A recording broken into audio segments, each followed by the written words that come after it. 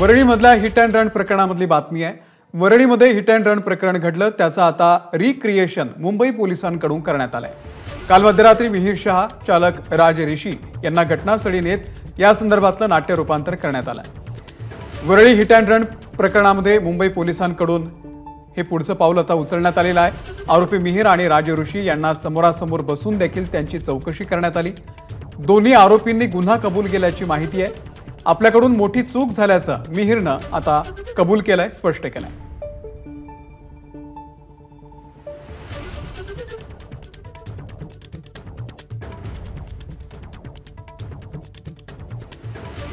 तर आपल्याकडून मोठी चूक झाली आहे असं मिहिरनं यावेळी स्पष्ट केलेलं आहे। मिहिरची आणि ड्रायव्हर राज ऋषी या दोघांचीही समोरासमोर बसून चौकशी करण्यात आली आणि या संपूर्ण घटनेचं नाट्य रूपांतर सुद्धा करण्यात आलेलं आहे। आरोपी मिहिर शहाची ही दृश्य आपण बघतोय।